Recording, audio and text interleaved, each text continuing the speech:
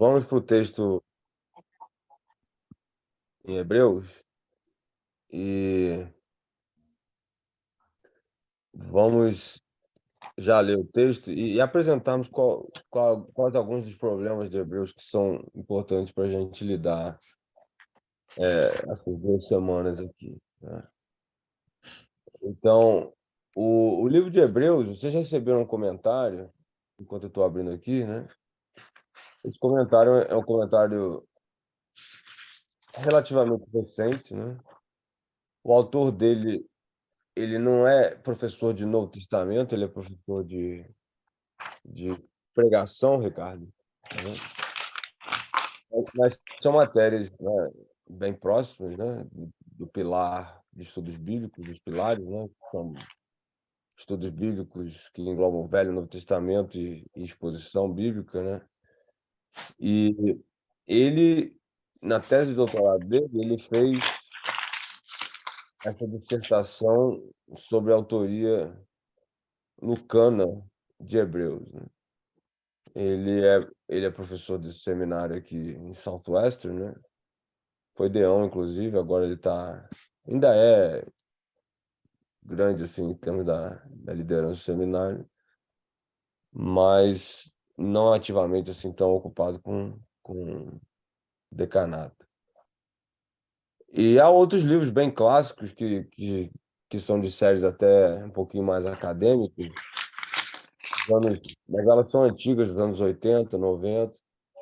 E tem algumas outras mais recentes, alguns comentários mais recentes, mas realmente não são tão reconhecidos, né?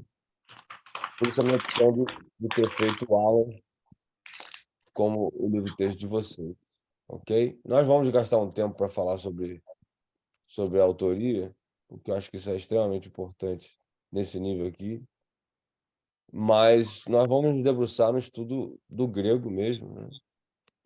E a gente vai lidar com as questões principais de Hebreus, principalmente a teologia bíblica como um todo, né? A razão de ser do livro de Hebreus, por que Lucas, né, no caso, teria escrito isso, se é que ele foi o autor mesmo, ok? Então, vou compartilhar a tela aqui, o texto já no grego, e nós vamos para a leitura do texto. Vocês estão me vendo aqui, né? Cadê o meu?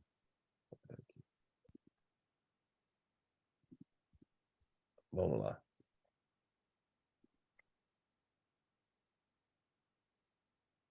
Eu vou começar lendo os 4 primeiros versículos.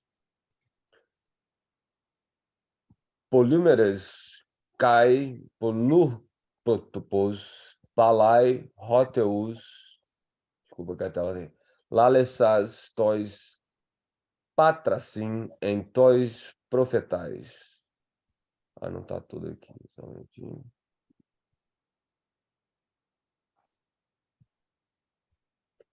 Epi escatuton hemeron tutum e lalesen heminen rio hon etheken kleronomon pantum diu kai epoicentus aionas hos.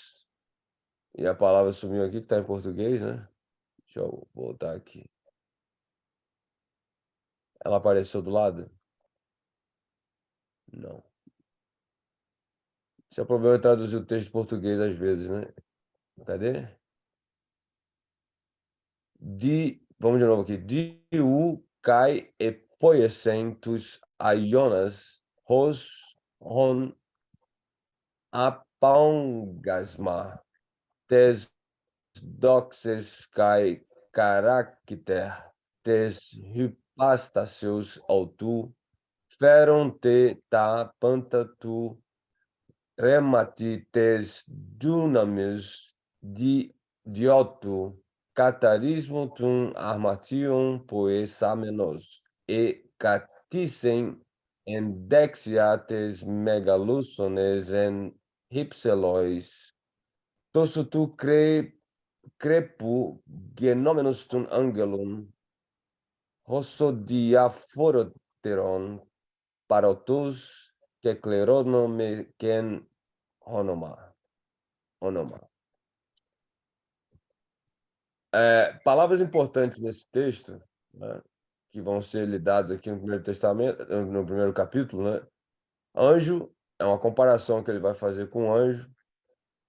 Nós temos a palavra, cadê aqui, ó? Creipum, superior, né, traduzido aqui em português. Mas ele também usa a palavra, cadê aqui?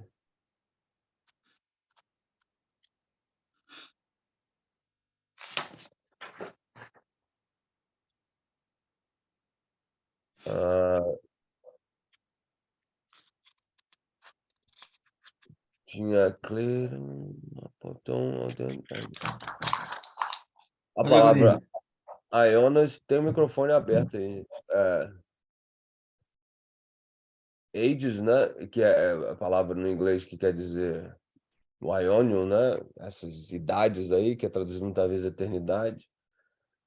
E outras palavras que a gente conhece, né? A glória, o brilho da sua glória, a majestade, né? E tal. O contexto de Hebreus, né? A gente vai ver depois, mas há uma resposta, pelo menos, a gente poderia chamar uma reação do autor em relação a uma dúvida sobre o valor de Jesus, né? E, e,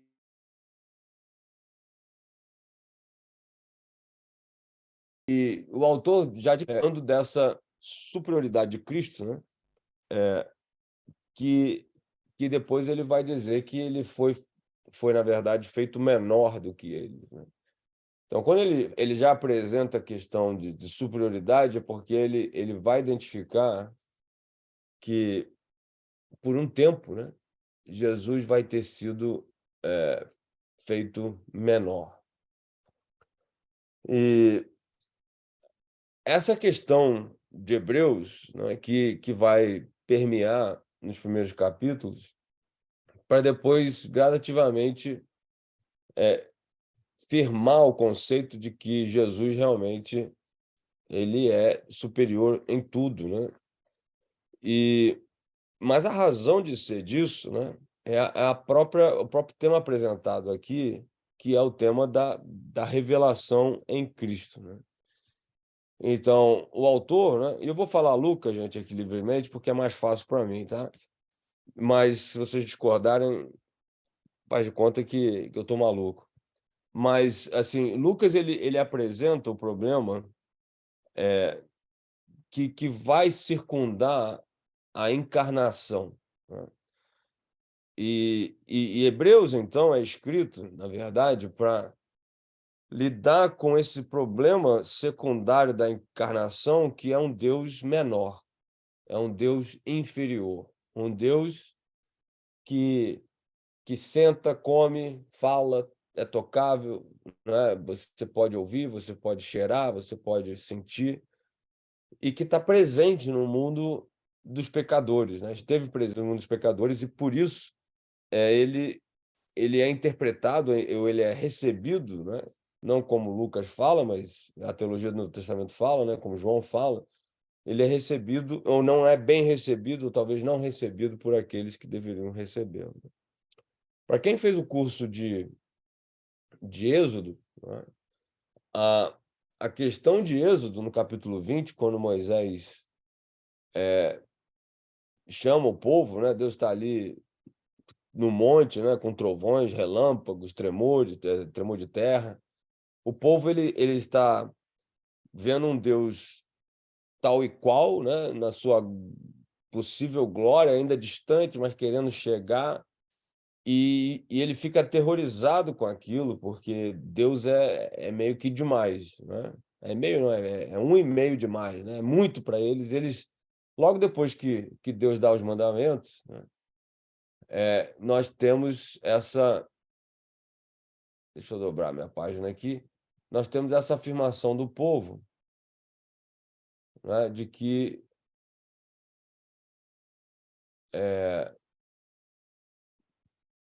que eles pedindo, na verdade, para Moisés ser o intermediário entre eles, né? E eles dizem que fale você com Deus, né? Vocês você lida com Deus e a gente lida com você, né? Então, em Êxodo capítulo 20, vamos ver se a gente aqui, logo depois dos mandamentos, isso é muito importante a gente lembrar, né? Vou traduzir português. E todos do povo, né?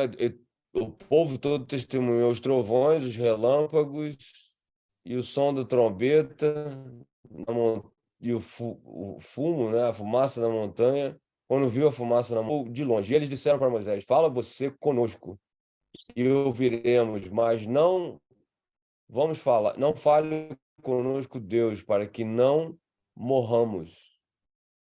E disse Moisés para o povo não temer, né? Porque Deus fez isso para colocá-los em prova e tal. Esse é um capítulo assim extremamente gigante. A gente viu isso no Estudioso, né? Quando o povo rejeita essa intimidade com Deus, né? O Josh falou isso bem forte, né? No livro de Êxodo. A intenção de Deus aqui, antes do povo falar assim, era fazer uma nação de sacerdotes, né? Deus queria já habitar de uma maneira mais intensa no meio do seu povo. E claramente o povo, então, rejeita essa proximidade pelo tamanho da presença da glória de Deus, né? Então, esse Deus aqui de Êxodo é um Deus grande demais. O Deus do Novo Testamento, ele é um Deus, talvez, né? E é isso que é a tese aqui do livro, né? Contrária a isso, né? Esse Deus aqui da encarnação do Novo Testamento, ele é um Deus pequeno demais para alguns. Então, Lucas precisa escrever para que haja, né, um entendimento da razão porque, né, Deus se fez menor por um tempo. E vou mostrar aqui um slide, né, para vocês entenderem esses extremos da Bíblia, né? E o lugar que o livro de Hebreus ocupa, que é exatamente esse outro lado, né, contrário, do outro lado do eixo, a lei de Moisés, né? O Deus temível, terrível, e o Deus do Novo Testamento, que é um Deus encarnado, né? Que morre e que é totalmente acessível, né? E diferente daquilo que eles conheciam no Novo Testamento.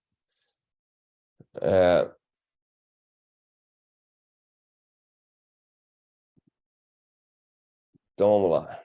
Eu vou mostrar muitas vezes esse slide para vocês. Deixa eu tentar simplificar aqui, porque esse aqui já é um slide do final. Estão vendo aqui o slide, né? Então, o Deus que aparece em Êxodo 20, né? O Yahweh lá do Velho Testamento, ele vem com trovões, trombeta, relâmpago, né? E é um Deus grande, né? A glória de Deus aqui, né? E, e o Deus do Novo Testamento, né? O Yahweh encarnado lá, ele é um Deus menor, né? E menor em que sentido, né? Esse é o exercício que muitas vezes a gente tem dificuldade de fazer, né? Menor em que sentido? No sentido de Paulo em Filipenses mesmo, né? Lucas provavelmente ele conhece a teologia de Paulo, né? E sabe que que Jesus, ele é o Yahweh presente que abriu mão de muitos aspectos da sua divindade, né?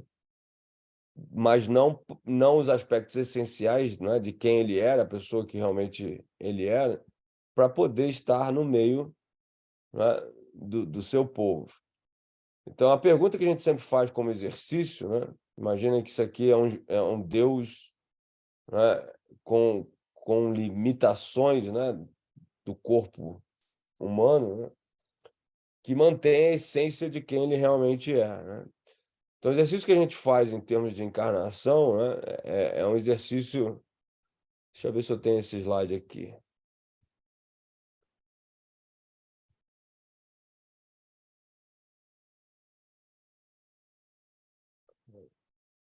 É para ter ele ampliado. Mas vamos lá, eu vou botar numa outra página aqui para ficar. Vamos supor que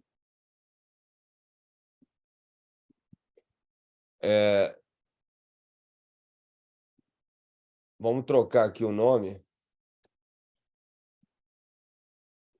e botar aqui. Vou botar o nome do Claudinei aqui, ó. Né? Vamos supor, o Claudinei está aí, né? Está inteiro, cheio de energia.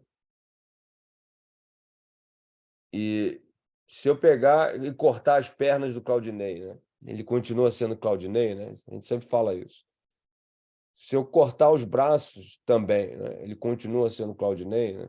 Se eu furar os ouvidos, furar os olhos, né? Cortar a língua dele, ele continua sendo Claudinei. E essa é uma pergunta sobre a essência, né? De quem o Claudinei é. O que eu posso tirar do Claudinei para que ele continue sendo Claudinei, né? Ou não seja Claudinei, né? Então, a encarnação, ela traz esse desafio, porque, nitidamente, né, o Jesus, ele é o Yahweh, né?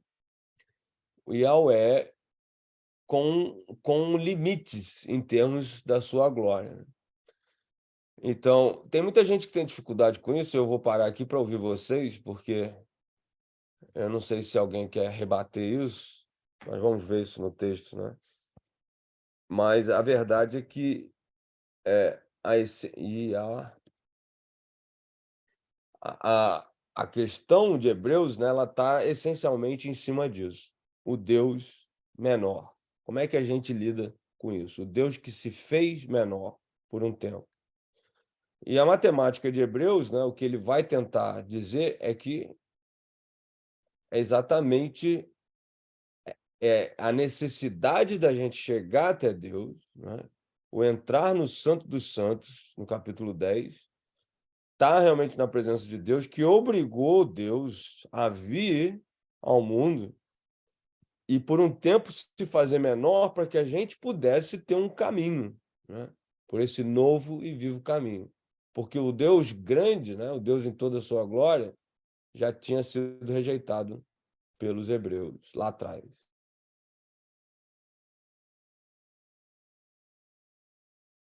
Na verdade, no Novo Testamento, depois da divisão dos reinos norte e sul, né, os hebreus não são chamados hebreus mais, né?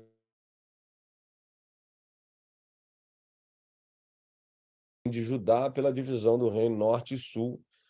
E é bem curioso que uma carta do Novo Testamento vai repescar, né, essa terminologia tão antiga, tão veterotestamentária, mas a razão é exatamente essa, né? Tem uma questão dos hebreus que precisava ser resolvida.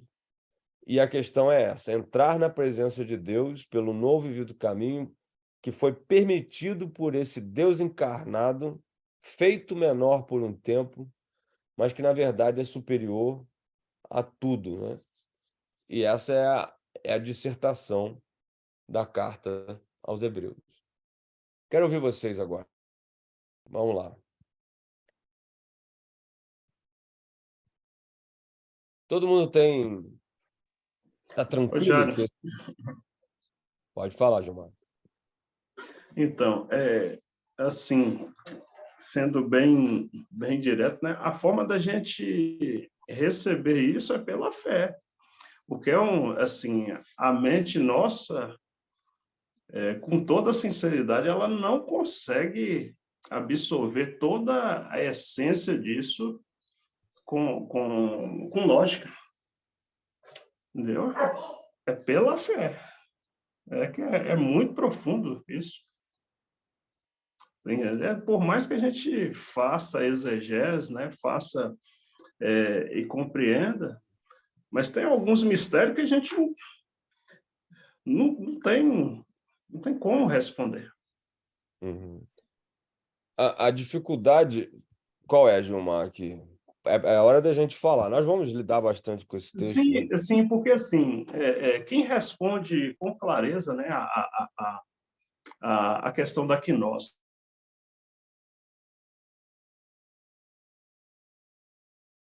quando Deus, homem, é ser humano, né? Porque na visão dos hebreus, isso era algo quase impossível, né? Porque o hebreu que teve aquela experiência de ver, no caso de Moisés, que viu, né, o próprio Deus face a face. E aí vinha a ideia de que Deus transformou num ser humano e, e de repente um ser humano como nós, que comia, bebia, tinha fraquezas, né, física. Então, a gente passa a entender isso pela fé. Por isso que, na sequência aí do livro, a gente vai ver o autor sempre trabalhando a questão da fé. Agora, a princípio, para a gente perceber o lado transcendente, é, muito desafiador, tá entendendo? Assim, a princípio, a grosso modo, se a gente não for bem profundo, é pela fé. A gente olha um lado e percebe outro, mas como isso se deu? A prova disso, a gente vê muitas seitas que formaram em cima de algumas heresias, né? Como, por exemplo, Testemunha de Jeová. Inclusive, é aí que as testemunhas de Jeová se perdem, porque eles não conseguem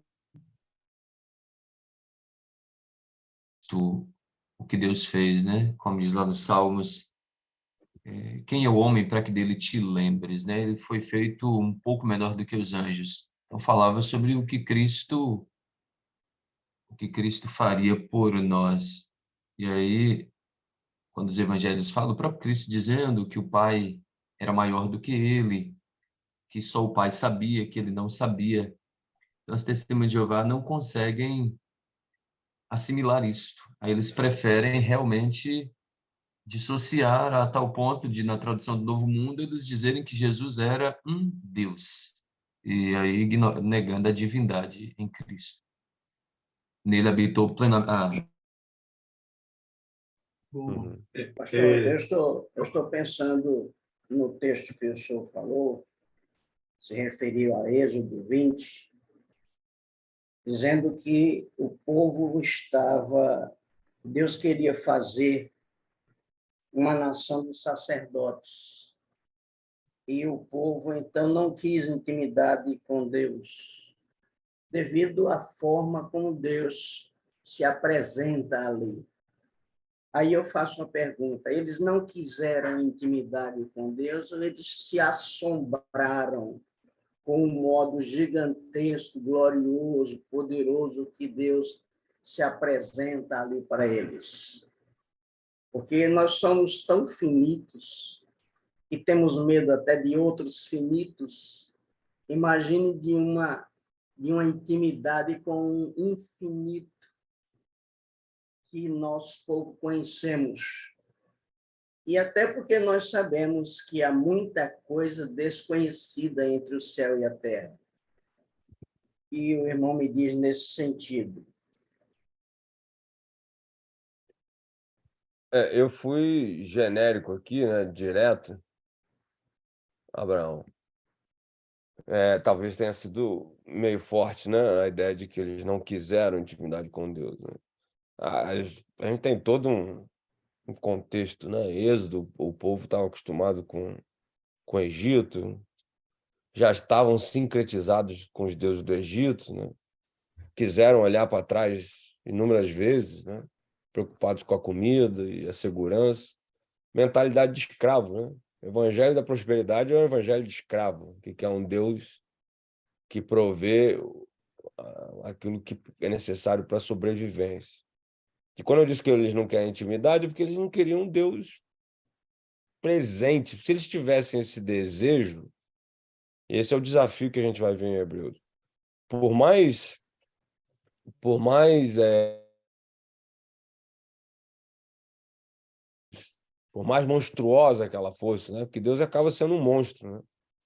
Assombroso, como você falou aí, a palavra foi boa. O sentido do desejo, o desejo, a curiosidade, a vontade de estar com Deus deveria superar isso. Se eles não fossem escravos, né? Porque nós temos Moisés que ele anda em direção à sarça ardente. Então, quando ele vê o curioso, quando ele vê o assombroso, ele vai na direção do assombroso. Essa é a diferença de Moisés e do povo. A gente tem os profetas que fazem a mesma coisa, né? A gente tem a própria história de Abraão, de Isaac, de Jacó, e aí não que querem Deus, apesar de Deus ser desconhecido, ser misterioso e muitas vezes até assombroso. Mas o povo no deserto não quis, né? Não conseguiu querer, né? Porque, na verdade, não queria, né? Eles queriam um Deus diferente, eles queriam um Deus à moda egípcia, né? Um Deus de poder, mas um Deus provedor, né? E é o que a gente vê hoje por aí. Ricardo, no Evangelho da Prosperidade. Mas muito bom, Abraão.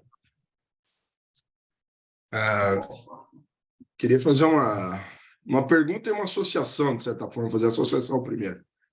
Talvez a questão aqui esteja rodeada ou até causada pela questão do problema do gnosticismo no primeiro século, porque ele teve essa tendência de diminuir Jesus nessa questão também, e isso parece que se tornou extremamente popular, né?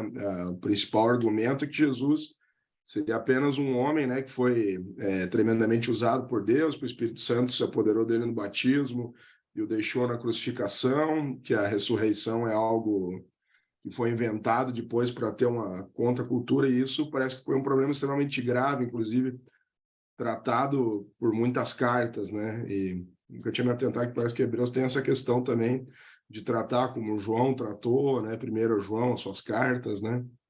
E parece que tem a ver realmente com esse problema, né?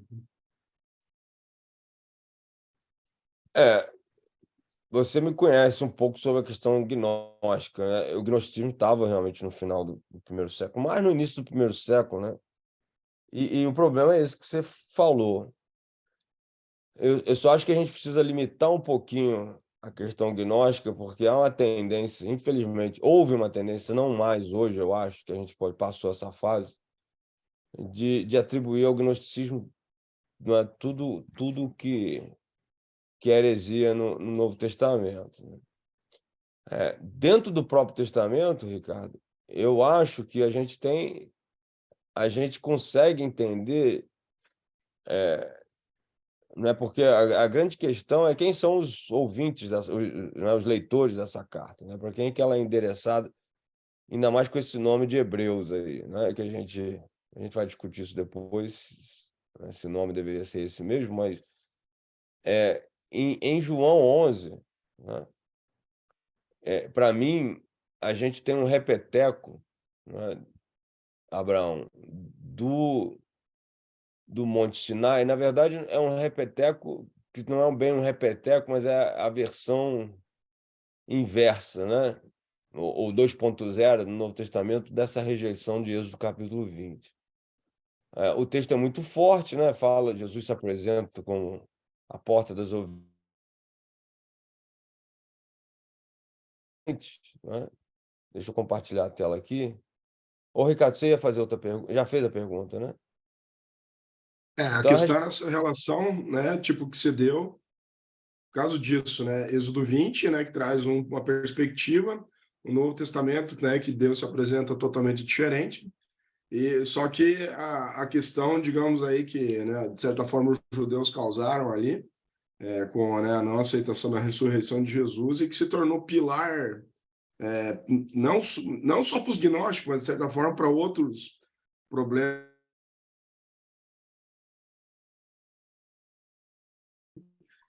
historicamente deu base para outras interpretações aí que culminaram até em seitas, como o Testemunho de sim, Jeová, e assim. sim. Não, sem dúvida. A dificuldade com Cristo é enorme, né? A encarnação, Deus encarnado, traz muitas dificuldades realmente. Jamildo, é capítulo 10, versículo 22, que a gente vai estar lendo. Pode Isso, falar. isso. Passei essas discussões aí, só me remete ao texto de Filipenses, quando diz assim que, sendo Deus, ele não considerou ser igual a Deus, mas antes ele se esvaziou, assumindo forma de servo e tendo se assemelhado aos seres humanos, reconhecido em figura humana, ele se humilhou, tornando-se obediente. É uma coisa assim que talvez essa turma dos hebreus aí não tenha essa informação bem depurada como hoje nós temos. Eu não vejo dificuldade para a gente hoje com a informação que nós temos nas cartas de Paulo. Colossenses, capítulo 1 também, ele dá uma reverberada nisso também, né? Ele é a imagem de Deus invisível, ele foi feito. Talvez para a gente hoje que tem o texto já completo, é mais fácil compreender esse esvaziar de Deus, esse Jesus Cristo presente, esse Deus conosco. Mas no tempo aqui dos amados irmãos aqui chamados de Hebreus, da Carta dos Hebreus, talvez essa informação ainda fosse assustadora, como foi lá em Êxodo 20, ainda causasse algum susto. Um Deus que se diminuiu.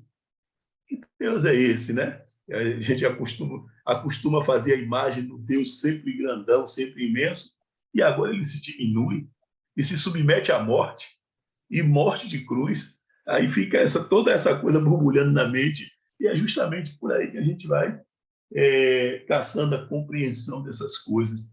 É isso aí que eu tinha comentado. Pastor Então, Milton, deixa eu pegar no seu pé aí de vocês. Abraão quer falar, já pode responder também. Se um crente vier para você e perguntar, Jesus, o Jesus encarnado, Jesus na Terra, ele era todo-poderoso? Tinha um atributo de ser todo-poderoso? Tinha ele o atributo de ser todo conhecimento, onisciente, né? Omnipotente? Ele tinha esses atributos?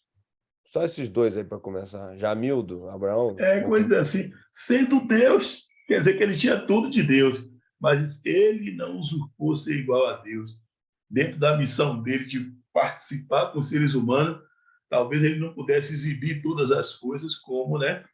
Porque ali tinha um propósito de identidade, né? Um Deus que se identifica conosco, que sente as nossas dores, que chora, que se alegra, que come, que dá bronca, que chama atenção, que ensina. Então, tinha todo esse propósito. Eu creio que ele tinha todo o atributo ali, estava presente nele, sim. eu fico pensando, meus irmãos, se a palavra se esvaziou, não quer dizer não fez uso de. Porque como é que alguém pode se auto-esvaziar? É complicado. E não seria tirar a parte da sua própria essência? Então, eu acredito que talvez a melhor interpretação seja não fez uso de. E não somente isso, mas também no sentido de se identificar mais próximo do ser humano que estava à sua frente ou ao seu lado, como é o caso dos evangelhos, né? No período dos evangelhos, a pregação do evangelho. Então, no meu entender, eu tenho dificuldade de acreditar que Deus enviou outra pessoa, senão ele mesmo, em forma humana, para representá-lo. Eu acredito que era ele na Terra, como um humano visível, não usando seus atributos na sua totalidade, sua essência, e se tornando, não é que fosse igual, mas se tornando semelhante ao ser humano, para que o ser humano começasse a entender que ele não era tão terrível quanto se pensava quanto pensavam os povos no Antigo Testamento, a ponto de se assombrar com algumas das suas aparições. Então, esse é o meu sentido de ver a palavra esvaziar-se a si mesmo. Abraão, me parece que está indo numa crise, está numa crise na direção certa, né? E realmente tem uma crise aqui, sabe, Jamildo? Você tentou preservar algo, mas eu acho que esse algo não é bem possível, né? O Zé Augusto, ele citou dois problemas, na verdade, esses dois problemas, né? Jesus fala que o Pai é maior do que eu, né? E ele não conhece tudo, né? O Pai reservou, por exemplo, a volta dele, o dia, a hora para sua autoridade, né? Exclusiva autoridade e tal. E a gente se depara com o problema. O Abraão usou umas palavras que poderiam ser heréticas, eu não acho que sejam, mas nesse enunciado teológico do Abraão acaba surgindo algumas questões aí, né? Ele falou que Deus não enviaria outra pessoa a não ser ele mesmo. Opa, se a gente tivesse numa classe de teologia sistemática, cadê o Cláudio aí? O que nós afirmamos, e eu tenho problema com isso, mas eu sou professor de Novo Testamento, né? Não sou professor de teologia sistemática. Eu concordo com o que você falou, mas a nossa afirmação teológica é que Jesus é outra pessoa, né? E é por isso que eu tenho dificuldade. Na verdade, o Pai enviou outra pessoa, porque nós temos três pessoas em um, né? Então, a gente meio que resolve isso dizendo que são três em um, mas, no fundo, a gente afirma que é outra pessoa, né? E esse é o debate da, da trindade, né? Eu não sei se a trindade realmente é o problema, mas é a teologia trinitariana que muitas vezes acaba enunciando mal alguns conceitos, me parece, e acaba colocando a gente numa fogueira, né? A gente está tentando fugir do unitarianismo e dos modalismos, né? E há uma tendência realmente herética, né, muitas vezes nessa discussão, mas acaba que a discussão também indo para a trindade, muitas vezes mata certos aspectos da encarnação que deveriam ser importantes. E aqui é o que a gente está falando. Nós estamos diante, né, a encarnação é um problema teológico, é um desafio teológico, vamos dizer assim. E o seu enunciado, Abraão, ele soa correto, mas ele fere, talvez, princípios trinitarianos. Vocês concordam? Cláudio, fala aí. Deus não enviaria outra pessoa a não ser ele mesmo, né? Até que ponto é assim na teologia sistemática? Bom dia a todos. Uma coisa que eu percebi é que alguns que falaram aí têm essa dificuldade, né, de fazer essa separação da pessoa de Cristo com a pessoa do Pai e do Espírito, né?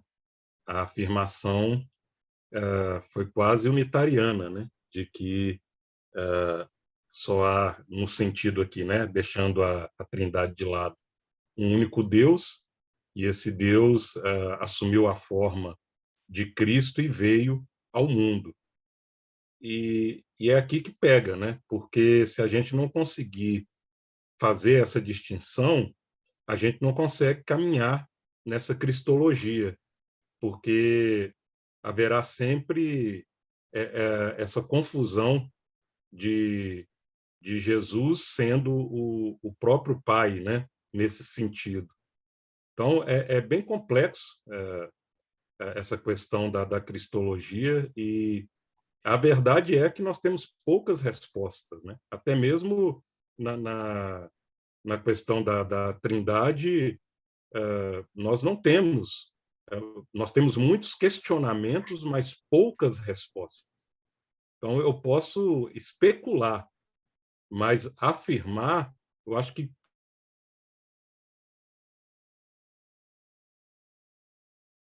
é temática, né? Eu vou caminhar na linha dos teólogos e fazer afirmações em cima daquilo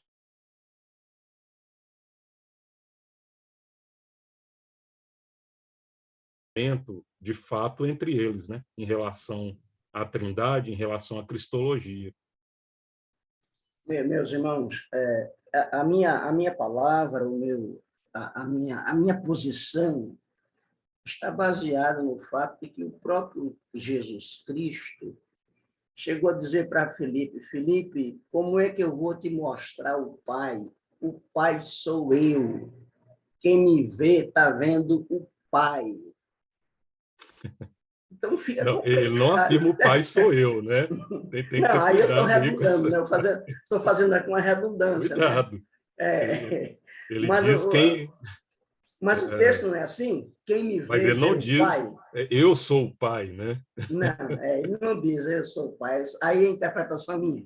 Né? A palavra aí é minha, não é do texto, não. Mas é nesse sentido aí. Eu concordo com o professor de que é realmente difícil essa compreensão, e com o irmão também, que é muito difícil, como teologia sistemática, compreender essa questão cristológica. Né? Mas a gente vai ter que, como disse o primeiro pastor, o pastor tem que ser pela fé. Porque se a gente não for crer pela fé nos escritos e tentar explicar, é muito complicado para chegar a uma conclusão satisfatória. O problema da Trindade, né,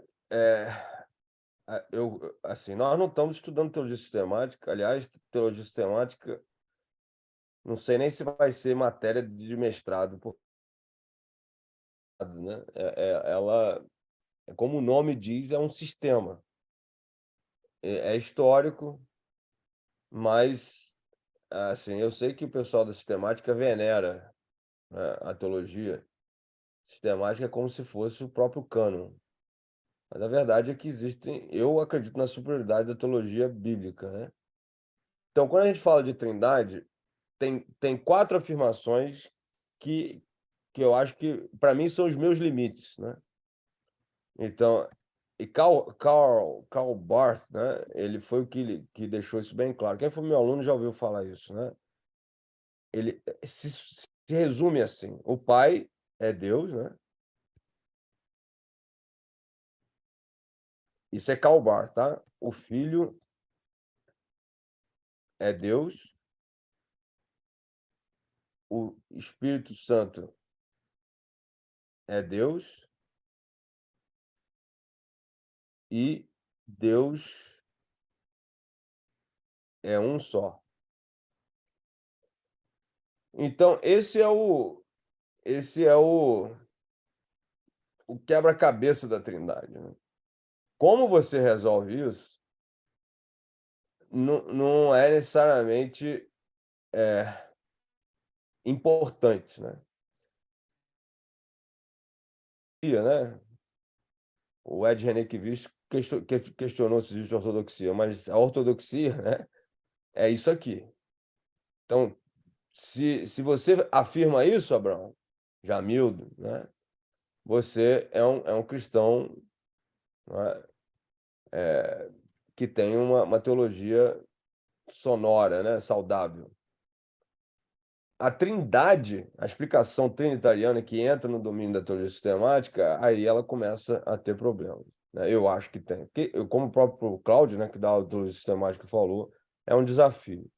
Agora, eu vou colocar isso aqui sob um outro prisma, né? Quem foi meu aluno já ouviu isso, mas só para aqueles que não foram ainda e não ouviram, né? A gente tem um problema em relação a imaginem vocês, né, que a gente, deixa eu botar aqui, ó, categoria, aqui em cima eu vou colocar, deixa eu fazer mais uma coluna aqui. Isso é muito importante para o exercício, né? O Cláudio vai ficar nervoso aí, mas é importante a gente. Vamos supor que aqui em cima eu boto as categorias, ó, divindade, né? Eita, tá pequeno.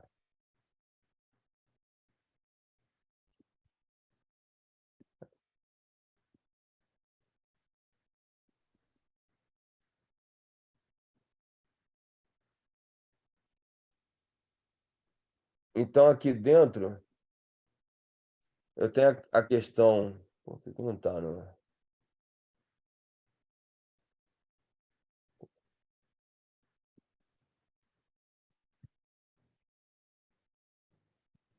É que eu estou com a telinha um pouquinho pequena.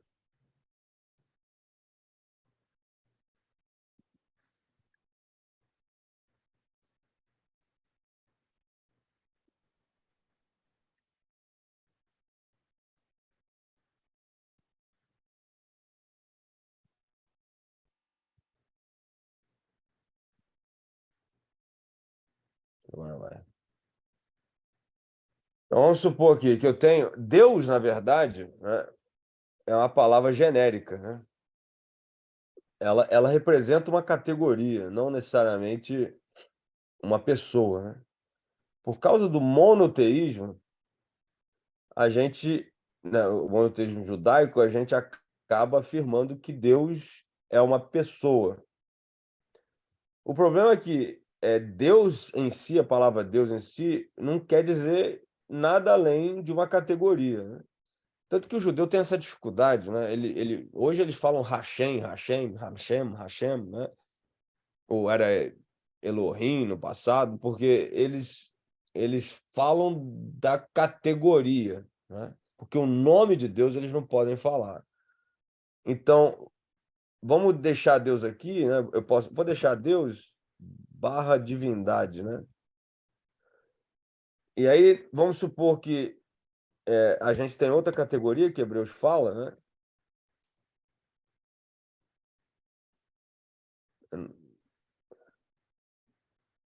Que é anjo. Deixa eu só botar aqui.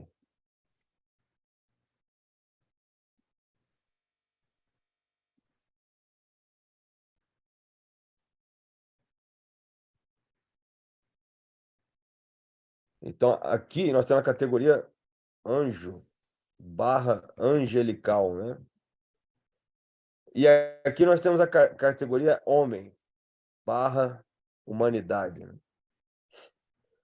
Nós temos a afirmação, né, que chega a ser meio absurda na lógica, né? Da mesma forma que 3 pessoas em uma também é um pouco absurdo na lógica, né? Há um problema lógico ali que tem que ser lidado na Trindade. A gente também fala uma coisa, né? O Jamildo, ele também meio que seguiu essa, né? Porque a gente é treinado a falar isso, né? A gente fala, Jesus era 100% homem e 100% Deus. E a gente morre com isso, mas às vezes não pensa no que está falando, né?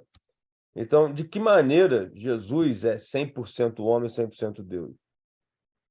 Se a gente está falando Deus na categoria, o Jesus na Terra, ele não era 100% Deus no sentido dos atributos, né? E é essa dificuldade que o Jamil estava ali meio né, lidando com. E então, mas vamos supor aqui para vocês entenderem. Vamos fazer um exercício por um tempo, né? A gente sabe que Deus ele tem um nome, Então, o Deus do judaísmo, o Deus semítico, né? O Deus até que chegou até nós no cristianismo, eu não posso englobar aqui o Deus necessariamente muçulmano, né? Porque Alá não me parece ser esse Deus Yahweh, né? Isso é outra questão aí, mas tem um livro escrito aqui que diz que Alá tem 99 nomes, né? E a maioria deles é relacionado com Lúcifer. Então tem gente que questiona até o nome Alá no árabe, né? Como sendo um nome do Deus genérico, né? Existe um debate nisso aí, até no islamismo, né? Dos cristãos em relação ao islamismo. Mas o Deus de Moisés, né? O Deus de Abraão e de Isaac e Jacó vai ter um nome e Moisés vai identificar. A gente sempre fala isso, né? A gente deve a Moisés isso aqui. Moisés, ele espreme Deus, né? Não aceita a afirmação, a referência de Deus, né? Eu sou o Deus de Abraão, Isaac e Jacó. Ele fala, eu quero saber o seu nome, né? Não vou nesse negócio de Abraão, Isaac e Jacó, não. Eu quero saber o seu nome. E aí Deus tem que se apresentar, né? E dar o seu nome, né? Então, Deus tem um nome pessoal. Nome pessoal quer dizer nome de uma pessoa, né? Isso é muito importante. Então, por um tempo, vamos fazer um exercício aqui que não é verdadeiro, mas só para ilustrar, vamos supor que a gente... eu vou tirar aqui Vou tirar, não, vamos fazer aqui. Vamos dar um nome para um outro Deus possível, né?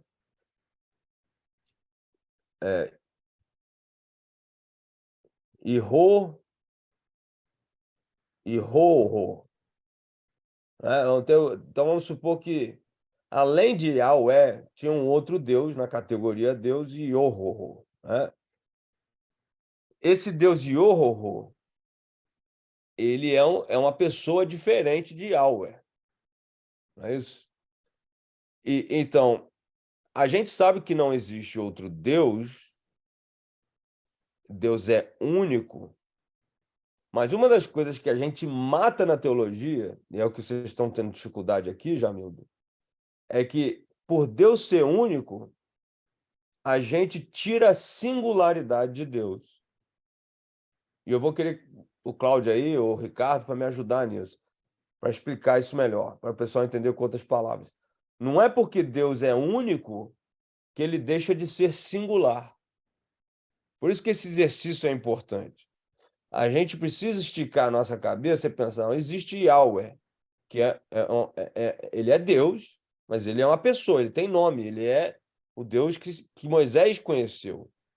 Você se relaciona. Aliás, gente, deixa eu falar uma coisa aqui. Você não se relaciona com categoria. Essa é toda a questão de Hebreus. Você se relaciona com pessoas. E a grande afirmação bíblica e o desafio de toda a teologia bíblica é: nós temos um Deus que é uma pessoa e que se relaciona conosco. Se Deus não fosse uma pessoa, a gente não poderia se relacionar. Relacionamentos só existem entre pessoas. Então, esse Deus, Moisés bota para fora. Tem que sair do armário, né? No sentido de deixar de ser uma categoria longe para ser um Deus com nome. Então, Deus é um Deus... Ô, pastor, Oi. não, só para clarear, você está falando de Êxodo 3, né? Sarça ardente, né? Com o chamado de Moisés, né? O eu sou o que sou, tá certo. Uhum. Exatamente. Quando Deus fala, Moisés força Deus a falar, eu sou, né, Yahweh, eu sou o que sempre fui, que eu sou, né, uma forma antiquada, né, do verbo ser, né, que denota essa... E ele meio que Pastor se Jaime, dá um nome, né, Pastor talvez. Jaime, por favor, Pode só falar. uma dúvida. Quando ele responde, eu sou o que sou, ele está dando um nome a ele ou ele está se demonstrando, se manifestando acima de qualquer nome? Pois é, essa pergunta é boa, né? Mas a verdade é que se você acompanha, né, o resto da narrativa da Torá, do Velho Testamento, esse é o nome de Deus. E é o nome sagrado, inclusive, que, né, os judeus não pronunciam, trocam de caneta quando estão copiando, né, a lei. Os manuscritos. Os manuscritos, e ele é o nome que não pode nem se pronunciar exatamente por ser o nome de Deus. A questão do nome, Abraão, é muito interessante, porque você, quando veio ao mundo, peladinho, né, saiu da barriga da sua mãe, você veio sem nome. E quem te deu o nome não foi você, né? O nome, normalmente, quem dá são os pais, né? Ou, às vezes, os apelidos são os amigos que dão, né?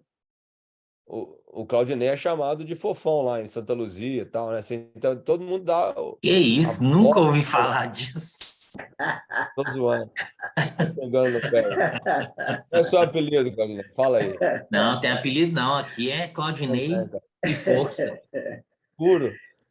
Mas, assim, É, porque a gente tá brincando aqui, mas porque o apelido, né? No Rio, todo mundo tem um apelido. Porque é fruto desse relacionamento entre as pessoas, né? É o Zeca, é o Clau, né? É o Claudes, é o que a pessoa, assim, as pessoas no relacionamento, elas trabalham com o nome.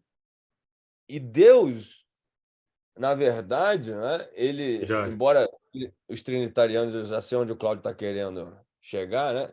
Pensando aí, porque eles falam que Deus se relaciona consigo mesmo e tal. Mas a grande verdade relacional para Deus acontece com Abraão, com Abraão e depois com Moisés. E toda a galeria da fé de Hebreus nós vamos ver isso, porque, na verdade, é uma galeria de relacionamentos com Deus, né? Mas eles provocam, Cláudio, eu vou deixar você falar, Moisés provoca o nome de Deus. Por quê? Se você vai ter um relacionamento comigo, Moisés está dizendo,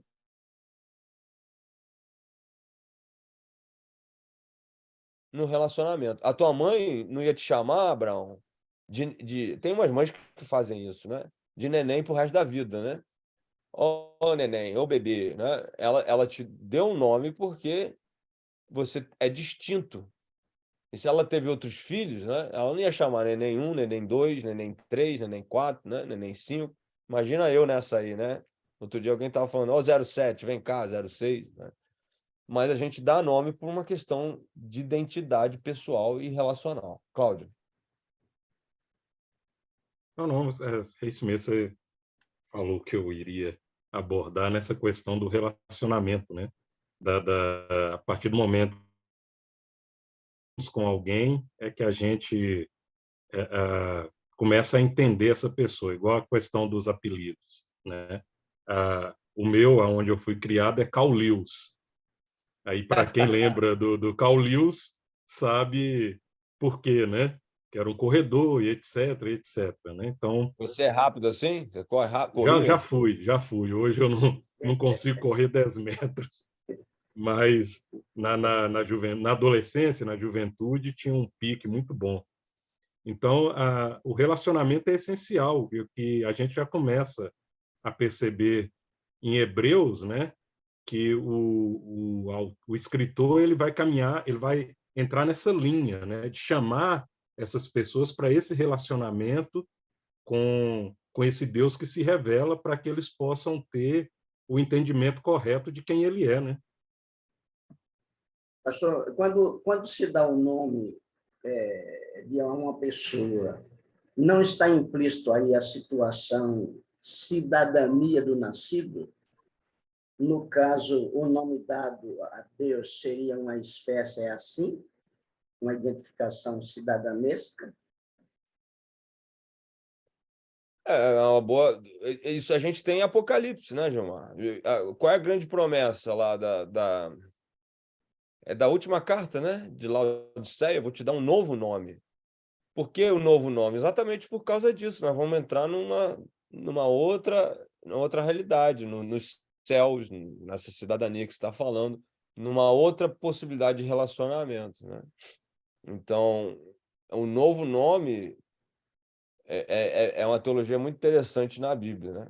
Então, na verdade, Abraão e Cláudio, Moisés estava meio frustrado, né, com essa história. Ah, eu sou o Deus de Abraão, de Isaac e Jacó. Aí ele falou assim, ó, eu fui nessa e não deu muito certo, porque eu preciso conhecer você mais de perto. E o nome é importante para isso, né? Esse anseio de Filipe e de Tomé e de Pedro, na verdade, no final do capítulo 13, 14, né, as 3 perguntas ali, que tem a ver com para onde Jesus vai, quem ele é e tal. Assim, Abraão tocou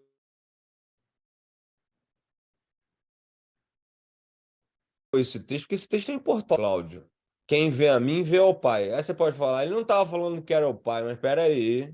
Se Jesus não tem todos os atributos, né, ali presentes, essa glória toda lá do Monte Sinai, e mesmo assim você está vendo o Pai, opa, é porque o Pai não é definido pelos atributos tampouco, a pessoa do Pai. E aí é que está uma questão teológica de uma profundidade enorme. Nós vamos avançar aqui, mas o Gilmar levantou a mão. Né? Então, que eu ia falar, algumas das declarações de Jesus, quando ele foi questionado pelo judeu, ele respondeu, eu afirmo que antes de Abraão nascer, eu sou. Ele é Isso não eterno. deu um nó na cabeça deles? O eu sou é o próprio nome Yahweh, né? Entendeu? Jesus disse isso. Jesus disse que era Yahweh, é o que você está dizendo. Sim. Ele falou, ele afirmou, as 7 declarações eu sou, né? Eu sou o pão da vida, eu sou a luz do mundo, eu sou a porta das ovelhas, eu sou o bom pastor, eu sou a ressurreição e a vida, eu sou o caminho, a verdade e a vida, né? Eu sou a videira verdadeira. 7 declarações que tem algo depois, mas ele falou, no capítulo 8, ele engasga, o disco de Jesus arranha. Isso que você está falando aí, né? Essa citação. Ele só fala, se vocês não crerem que eu sou, se vocês, né, eu sou. E 3 vezes ele fala que ele é Yahweh.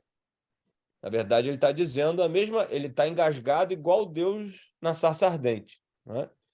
É meio confuso, meio assim, meio dificultoso para Deus falar o nome dele, Abraão. Mas Jesus também engasga nisso. No capítulo 8 de João, ele fica com a mesma dificuldade. Vocês precisam crer, eu sou Yahweh. É isso que ele está falando aqui, Yahweh. E o povo está com dificuldade de conhecer, reconhecer Jesus ali. Não é isso, Gilmar, que você está falando? Sim, sim. Nas declarações ele se declara, mas ao mesmo tempo eu vi que a dificuldade de entender isso era muito grande, né? Como que Deus se transformaria num ser tão, a gente poderia dizer assim, tão limitado, entendeu? E há uma questão muito mais complicada, a meu ver, meus irmãos, meus professores, que complica muito quando Jesus morre, né? Então, por acaso, o finito pode matar o infinito? Essa é uma pergunta filosófica, né? Ricardo.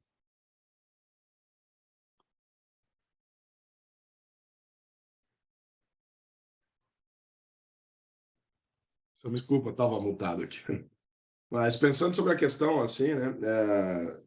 Fico pensando que é uma questão também de revelação, assim, progressiva ao longo da Bíblia, né? Porque você tem esse conceito único, né? E parece que trata da essência, mas ao mesmo tempo você tinha que ter um nome para aquilo, como Moisés quis ter, para a questão relacional, que ela já começa no Antigo Testamento. Mas você tem uma questão de revelação muito mais profunda em Cristo, né? A partir, então, do Novo Testamento, porque ele começa a trazer diálogos, então, né? E revelações que antes eram desconhecidas, né? Sobre o próprio Deus, até sobre Satanás e por aí vai, né? Então, você vê que Jesus fala numa questão relacional, né?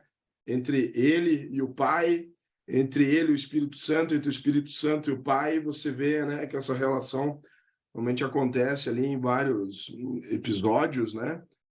Nos falas ali de João 7, João 8, por ali vai, João 10, né? Na questão do Espírito Santo, na questão do batismo, João 14 ali, até o discurso ali do 16, né? Quer dizer, Jesus vai revelando algo para a humanidade, parece que a humanidade ainda não tinha condição antes de entender de uma forma mais profunda, né? Então, parece que começa a levar um entendimento de que há um relacionamento entre os autoexistentes, entre os existentes antes da criação do mundo. Até pensando no questionamento do Gilmar ali, né? Eu acho que uma explicação que, embora ela é difícil de ser completa, mas ela é plausível, né?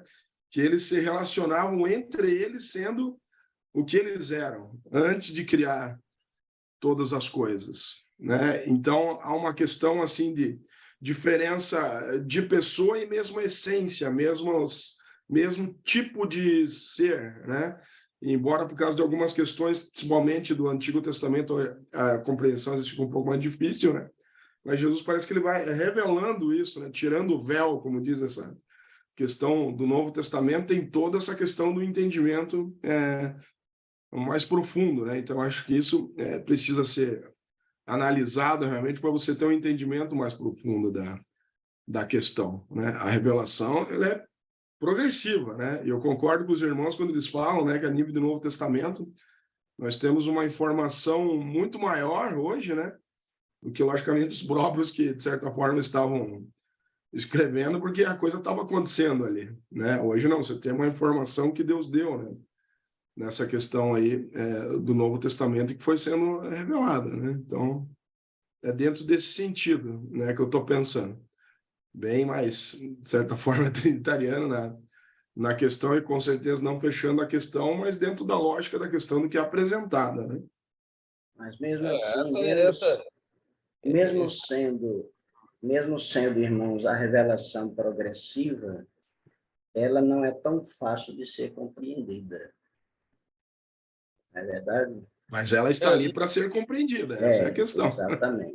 Ele quer mostrar, ele mostra, ele fala detalhes, né? Daí a expressão... Isso a gente não pode deixar de ponderar, né? É isso que eu estou falando. Exato. Mas o Deus de Moisés era trinitariano, né? E ele tinha uma revelação enorme, né? Que foi de uma vez só. Quando o povo tem medo, no capítulo 20 de Êxodo, ele fala, não, ele está só testando vocês. Moisés não tinha medo de Deus, né? Aqueles trovões, relâmpagos, trombetas, não assustavam Moisés, ele devia até estar rindo, assim, o pessoal está com medo, mas Deus não é isso tudo não, gente, não fica com medo, ele não é um monstro, não. Ele fala para o povo tentando convencer, não fiquem com medo, não. Porque ele não tinha medo. Abraão não tinha medo de Deus. Enoque andou com Deus, foi arrebatado, né? E nós vamos ver isso no capítulo 11 de Hebreus, que apesar a questão aqui de Hebreus, até a ideia é a gente entrar na presença de Deus, né? No relacionamento com Deus. E isso depende de uma ousadia, de uma curiosidade, de uma vontade de estar na presença de Deus, né? Que supera o medo, né? Ele vai falar isso lá na frente, né? O desejo. E essas são as marcas desses homens. Por isso que a gente tem a galeria da fé. Pessoal que ousou entrar na presença de um Deus meio desconhecido, assustador, misterioso, às vezes até monstruoso para alguns, assombrador, né? Como foi falado aí. Mas vamos lá. Pastor Jair. Oi, Jair. pastor. Pode falar. Voltando lá no Gênesis, na questão dos argumentos lá da pluralidade de Deus, gostaria que o irmão falasse um pouquinho de Elohim. Aquele negócio de nós. Isso. Esclarece para mim. Olha, o pessoal usa muito isso para argumento trinitariano, né? Mas quero ouvir do irmão. Na erudição não cola, não, né? a forma plural de Deus, ela parece ser mais um exercício da retórica, né? Da maneira de falar, como a gente tem pastor que usa isso. Nós fomos visitar um irmão e o pastor foi sozinho, mas ele fala nós, né? Então a gente usa isso em português também, né? Me parece, pastor Ivan, que esse tem sido a maneira de entender esse plural, né, em Gênesis lá. E é forçada a barra para ser trinitariano. Existem outras chamar de passagens. plural majestático, né? E não cola muito, né, Cláudio? Assim, na questão bíblica, né? Existem outros textos trinitarianos, mas o problema, né, assim, é o que eu sempre falo: o Deus cétuplo ninguém estuda, ninguém fala, né? E está na Bíblia, né? Os 7 Espíritos de Deus em Apocalipse, né? Em Isaías 11, as 7 colunas da sabedoria, e aí vai.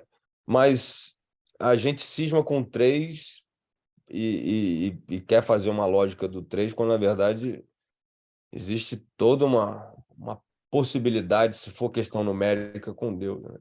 Mas vamos lá. Miguel é um anjo, né? A gente poderia... Deixa eu botar ele para baixo aqui, né? Já, só voltando um pouquinho lá no Elohim, lá, de Moisés, no capítulo 1, a palavra o Paulo Elohim, está aí? Pode dar a explicação melhor. a palavra Elohim, ela está muito ligada ao estilo literário de Moisés. Dentro do seu estilo literário, o que ele quer transmitir para o seu público. Ela está muito ligada a isso, e não ligada diretamente à questão ali trinitariana. Se nós formos olhar a questão trinitariana, o que Moisés quer transmitir para o seu povo é o contrário.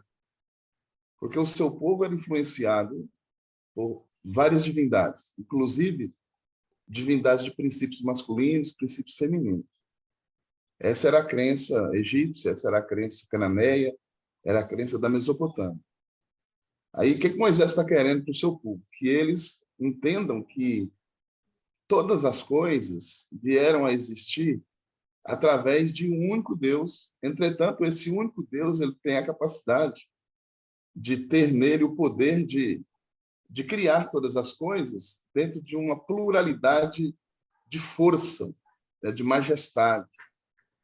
E aí, dentro desse pensamento teológico, que é retornar a crença no único Deus absoluto, ele vai implantar o seu estilo literário. Então, no capítulo 1, o que Moisés está transmitindo para o seu povo é exatamente essa ideia. Deus é uno, ele é único, mas em Deus subsiste toda a pluralidade de poder, de majestade. Dele, que é único, vem as questões de princípios masculinos e femininos, e aí nós estamos apontando para macho e fêmea com relação à criação. Por quê? Porque a ideia de crença daquelas pessoas era que os princípios masculinos eles constituíam, né, aquilo que se conhecia sobre macho em termos de criação, e os princípios femininos das divindades, elas criavam os princípios femininos da criação. Então, Moisés está desconstruindo exatamente isso. Do único Deus vem todos esses princípios. É uma pluralidade de poder, né? Do capítulo 2 em diante, nós vamos ver que ele vai mudar esse nome.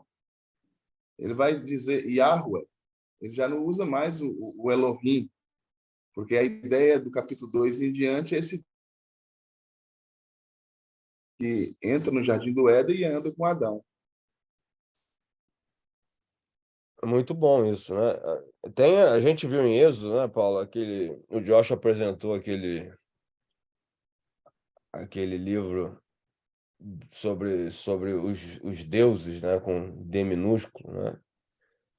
Que está assim, tá havendo uma teologia aí, né, dos filhos dos deuses, né, da questão dos nefilins e tal, hoje, que meio que quer dizer que não existe um panteão, né, até bíblico, né? A maneira de ver e tal. Eu acho extremamente absurdo isso, mas infelizmente está batendo no mundo evangélico hoje. Isso para mim é religião cananeia, né? E a gente tem que ter um cuidado tremendo, né, com esse negócio da pluralidade. O Paulo falou muito bem, né? O monoteísmo era a grande prerrogativa de Moisés, de Abraão, de toda aquela trajetória ali. Existe um só Deus. O Pentateuco é incisivo nisso, né? Os próprios mandamentos e tudo, não existe outro Deus, só tem um. A gente fala sobre a questão até do adultério da mulher, você tem uma mulher, né? Aquela coisa de que é a mesma coisa, o Deus especial, a mulher especial. E até falando sobre isso, bom falar isso, Paulo, porque vamos supor, né? Vamos supor aqui como exercício. Eu até vou trocar esse nome, vou botar Baal aqui, né? Porque a Bíblia meio que dá espaço no Velho Testamento para a gente falar de outros deuses. Não que eles existam, porque essa aqui é a questão, né? Muitas vezes os deuses não existem na realidade cósmica, mas existem na realidade humana, né, isso, Paulo? Você Isso. pode dizer, Baal não existe, ou eu posso dizer, não, ele existe. Eu posso falar como crente e falar, Baal existe. Existe até hoje, porque tem um monte de gente adorando Baal, o Deus da prosperidade, o Deus, né, da fertilidade, o Deus que me dá as coisas. Ele não existe do lado de lá, mas ele existe do lado de cá. Então, filosoficamente falando, né, existem outros deuses na mente. Yahweh é objetivo direto e concreto, né? Podemos Exato. dizer assim. E Baal, ele faz parte da verdade subjetiva. Exatamente. Existe Então, na embora mente, não... Hã? Pode falar. existe na mente do povo que acredita, né? Ele existe lá na mente deles. Exato. Então, se a gente dá uma torcida no conceito de existência, né, como você falou, e coloca na subjetividade, é igual uma pessoa que tem uma paranoia, né? O cara vive um pensamento que não é real, mas para ele é real, né? É igual a dor psicossomática, não existe, né? Os médicos têm muita dificuldade com isso. O cara não tem uma causa fisiopatológica, mas ele sente a dor, né? Ele sente o problema. Então, o conceito de existência é meio desafiador nisso. Mas vamos lá. Então, a Bíblia é engraçado, Paulo pode me dizer nisso, mas às vezes a prerrogativa do Velho Testamento não é nem tanto descartar a existência de Baal, mas às vezes é colocar a ênfase na fidelidade do relacionamento com Yahweh, como se fosse um casamento, né, único, em que você não adultera, não vai atrás de outra mulher. Existem outras mulheres, né? E existem outros deuses, mas você vai só para Yahweh. Não é que eles existam de fato, mas eles existem no potencial da subjetividade da mente, né? Então, muitas vezes a Bíblia, por isso que tem esses textos de outros deuses, né? E que eu acho que é uma interpretação errônea, porque o Velho Testamento, às vezes, trabalha com essa hipótese da subjetividade no coração do homem. Então, nós temos que ser fiéis a Yahweh. Os outros deuses, né, eles não serão adorados. Inclusive nos próprios 10 mandamentos, né? O que diz? Não terás outros deuses. Olha que engraçado. Porque o próprio mandamento já admite a possibilidade de outros deuses, né? Não que eles existam de fato, mas pela subjetividade do negócio. A gente está desviando um pouquinho, mas a gente fez Êxodo, né? Então fica com isso na cabeça. Fala, Paulo. A escritura ela é perfeita nos seus princípios e propósitos. Mas aí a gente não pode esquecer que ela é revelada a realidades humanas. E dentro daquela realidade mesopotâmica ali, as pessoas, além de acreditarem de maneira subjetiva, estava na mente. Eles distorceram essa questão quantitativa de Deus, né? Mas eles materializavam esse Deus, construíam imagens. Então, aquilo era subentendido por esse povo e por outros povos que era a representação de uma variedade de deuses. Por isso, Moisés tem que dizer. Moisés diz assim, olha, não existe outro Deus, e esse nosso Deus está acima de outros deuses. Por que a Bíblia fala outros deuses? Ela não está abalizando que realmente, de maneira objetiva, eles existem, mas ela está dizendo que as pessoas acreditam. Isso, a Bíblia está dizendo que as pessoas acreditam, e pelo fato das pessoas acreditarem, a Bíblia precisa ser revelada, contrapondo aquilo que realmente eles acreditam existir. E a prova disso é que Deus fica bravo com isso, né? Ele tem ciúmes. E até uma questão curiosa, Deus tem ciúmes de deuses que não existem? Exatamente porque a questão é o relacional, né? Porque o coração do homem é infiel para com Deus. E mesmo eles não existindo, é a mesma coisa, né? Paulo, mal comparando, vamos supor que a Lil descubra que você tem uma paixão por uma mulher. Eu estou em aula aqui, eu vou sair. A Lil descobre que você está apaixonado por uma mulher, uma figura, né, sei lá, caricatura no Facebook, que você não conhece de fato, que na verdade nem existe, mas ela é holográfica, mas o seu sentimento está lá por ela. Entendeu? Você tem uma amante de sentimento, embora ela não seja nem real. Né? Imagina o que ela, Lil, vai sentir sobre isso.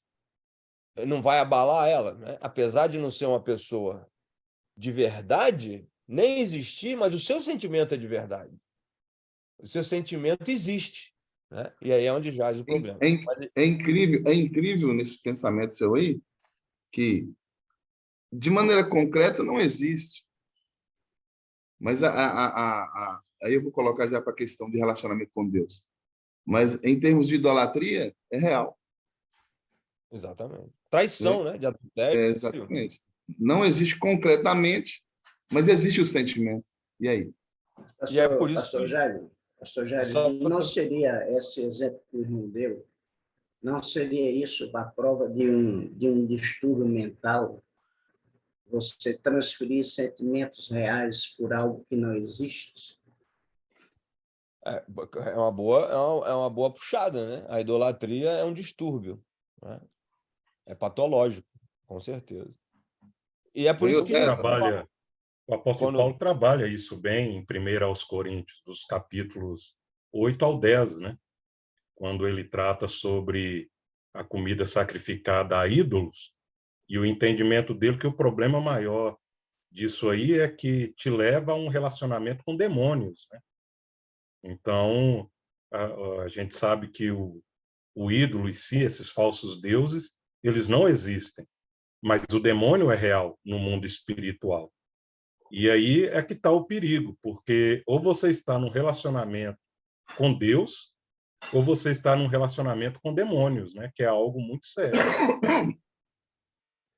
E na questão do adultério, Cláudio, Jesus fala, né? Por isso que ele fala que aquele que olhar, né, e no pensamento tiver intenções impuras com a mulher, ele já está adulterando. Por quê? Porque ele já está tendo um sentimento, né, que deixa a mulher para trás. Mas vamos lá. Então vamos aqui. Existe um anjo Miguel, né? Miguel, Gabriel, né? Já, deixa eu só falar um negocinho. Eu entrei um pouco atrasado. Aí vocês estavam falando de Êxodo 3, né? Aí. A pergunta, eu tenho uma pergunta que eu sempre faço, estudando esse texto. Esse aqui é o nome de Deus, né? Deus fala para Moisés, eu sou o que sou. E aí eu sempre faço essa pergunta. Será que esse realmente é o nome de Deus? O Abraão fez essa pergunta aí, né? Porque muitos hoje chamam Deus de eterno, né? O eterno. E muitos que chamam Deus de eterno, eles usam exatamente esse texto, usando o verbo ser aí. Mas esse verbo ser, ele é uma revelação. Você está questionando se o nome pessoal foi dado ali ou se o Yahweh é isso? Seria isso. como eterno. Isso. É o nome pessoal de Deus? Sim. Pois é, eu acredito que até o Ricardo falou bem, né, sobre em João, né, é a grande afirmação de Jesus, né? Eu sou, né? Vocês têm que crerem que eu sou. Se vocês não crerem que eu sou, né, e tal. E o eu sou com as 7 adições, né, de João. Então, é a maneira é a referência do nome, né, que passa para o Novo Testamento. E se é a referência, é a coordenada, a grande importância de um nome, né, na hora de reconhecer. Jacó, quando foi encontrar Raquel, né, e foi falar com Labão, ele deu o nome e deu a referência, né? Você, quando se apresenta, você tem que dar uma referência. Então, na encarnação, a grande referência de Jesus nos evangelhos é essa, né? Porque Jesus era o nome dele, né? E ele era o filho do carpinteiro, ele tinha essas referências. Mas quando ele entrava na parada espiritual mesmo, para dar a referência de quem ele era em termos, né, da essência dele, aí ele falava o Yahweh. Então, esse é o nome, né, o nome sagrado de Deus mesmo. Aliás, aqui onde nós estamos, quem é Yahweh, e aqui é que é o exercício, né? Yahweh se fez Deus, né? Então, como homens, a gente tem Claudinei aqui, Cláudio, Jairo, Abraão, Ricardo, né? Tantos outros aí. Mas a grande pergunta é: Jesus era Yahweh? Ele era a pessoa de Deus? Essa é que é a grande pergunta da teologia, e que os teólogos sistemáticos não respondem. Porque nesse enigma da Trindade, né? Deixa eu botar aqui. Enigma da Trindade, eu diria que talvez a melhor forma era dizer que o Pai é Yahweh,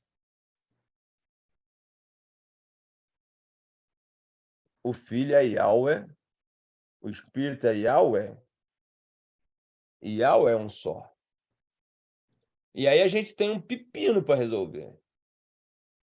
Porque se Yahweh é um nome pessoal de Deus, como é que a gente diz que são 3 pessoas? E me parece que, às vezes, a questão trinitariana, Cláudio, ela meio que brinca com, sabe, as soluções trinitarianas brincam com categorias.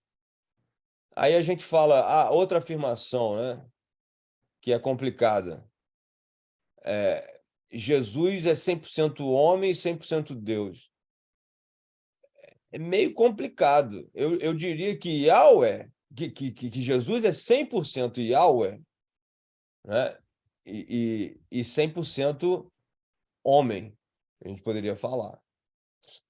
E aí dá certo nisso aqui. Mas pastor Jairo, quando a gente fala 100% homem, não entra nesse bojo a questão pecaminosa do ser humano?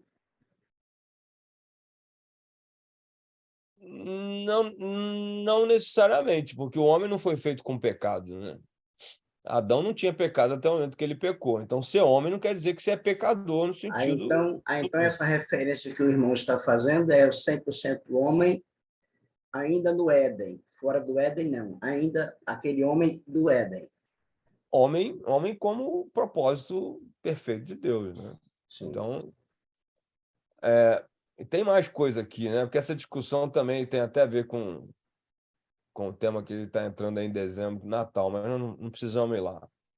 Mas, assim, essa questão, né, do Deus com toda a sua glória rejeitado em Êxodo capítulo 20, e o Deus, né, eu vou usar uma palavra que eu não gosto de falar aqui, o Deus fora da sua glória, né, Isso me parece meio errado, sabe? Eu até digo para vocês, será que, para mim, né? Eu vou dizer assim, hein, Cláudio? Vai ser chocante falar isso.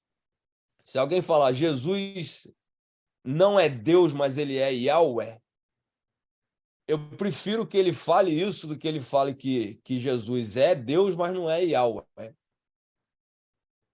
Porque, para mim, né, a divindade está na pessoa. O que me importa é isso aqui. E não necessariamente a categoria. A gente enfatiza demais a categoria, quando, na verdade, toda prerrogativa bíblica é a pessoa, é a essência. É aquilo que está, não necessariamente a categoria cargo, né, ocupado. Então, se Jesus é Yahweh, que abre mão da sua divindade, no sentido da divindade categoria, né? Eu não tenho problema com isso. Agora, eu tenho muita dificuldade em dizer que Jesus ele manteve a categoria, mas não manteve a essência da pessoa, do indivíduo que Deus é. Isso aqui me dá um nó na cabeça. Porque, para mim, toda a prerrogativa da Bíblia é essa. O texto que o Abraão citou de João é isso. Quem vê a mim, vê ao Pai, o que ele está querendo dizer, ó, é isso aqui. Nós temos nós somos isso aqui. E a questão não é a categoria. Quem vê Jesus vê um homem, não vê Deus, no sentido categoria. Mas quem vê Jesus vê Yahweh, e aí fechou. Então, Então entra aí no pastor, entra aí nessa questão, a expressão salmódica, vós sois deuses. Esse é um dos textos que eu estava falando sobre a religião cananeia aí, né, que o pessoal diz que tem um panteão de deuses, né? Mas eu acredito que a interpretação mais simples aí e Jesus cita isso, né? É que nós somos imagem e semelhança de Deus e temos poder de decisão, a gente tem um universo de atuação e por isso, como o Dietrich Bonhoeffer falava, a gente tem um aspecto dessa liberdade da divindade em nós. Isso. E, na verdade, Deus não está muito nem aí para isso, não, né? Jesus ele não ficou repetindo que ele era Deus. Vocês já repararam nisso? Mas ele fala que ele é o eu sou. Né? Ele fala isso. Isso aí ele fala e afirma. Vocês precisam crer que eu sou. Ele não fala, vocês precisam crer que eu sou Deus. Mas ele afirma categoricamente, se eles não acreditassem que ele era esse Yahweh, eles morreriam nos seus pecados. Então, esse é o dilema, para mim, teológico bíblico, que em Hebreus a gente vai resolver. Né? Jesus, ele é um Deus, ele é o Yahweh, né? Não na sua totalidade cósmica, né? Mas ele é o Yahweh em toda a sua essência, tirando aquilo que não é necessário para definir essa essência. A encarnação ela é limitante, mas ao mesmo tempo ela é fantástica para revelar a essência de Deus, né? Porque ela revela o Yahweh sem o aparato, né? Sem aquilo que tira a oportunidade do relacionamento. Há alguns textos importantes nisso, mas uma das coisas que nos evangelhos aponta muito claramente para isso é a rejeição que Jesus tinha desde o início da sua fama. Né? Porque a própria encarnação é uma tentativa de Yahweh ser conhecido sem o aparato, sem a fama, sem a grandeza, mas ser conhecido na pessoa. Um texto que é enorme nisso, eu ia mostrar, acabou a gente entrando na discussão, mas é o lado de lá, é o João 10 que eu ia falar. Né? Então, no capítulo 10 de João, você tem Jesus falando, eu sou a porta, eu sou o bom pastor. E aí, na sequência do texto, né, lá embaixo tem a festa da dedicação em Jerusalém e tal. Jesus estava andando, com um tempo atrás, no Porte de Salomão, aí os judeus começaram a perguntar, até quando você vai deixar a gente na dúvida? Se tu és o Cristo, diz-nos, né? O ungido, o Messias. Aí Jesus responde, eu já vos disse, mas não credes. Por que eles não creem? Porque agora eles estão com um problema ao contrário do Monte Sinai. O problema dos judeus agora é porque eles sabiam que Deus era enorme, né? E agora eles estão diante de um Jesus, um Messias que é pequeno demais para eles. Aí ele fala, as obras que eu faço em nome de meu Pai dão testemunho de mim, mas vós não credes porque não sois das minhas ovelhas. Estas ouvem a minha voz, eu as conheço, elas me seguem. Ele repetindo o tema, né, do bom pastor que ele falou lá em cima. Aí ele fala, dou-lhes a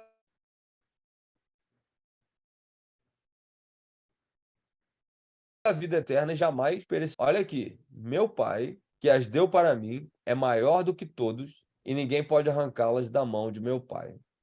E aqui é onde a coisa lasca. Eu e o Pai somos um. Quando ele fala isso, olha o que acontece. Então os judeus pegaram outra vez em pedras para apedrejá-los. Para apedrejá-lo, desculpa. Jesus lhe disse, eu vos mostrei muitas boas obras da parte de meu Pai, por qual delas quereis me apedrejar? Olha a resposta dos judeus. Essa é a essência, é o ponto que eu acredito que a carta de Hebreus pega.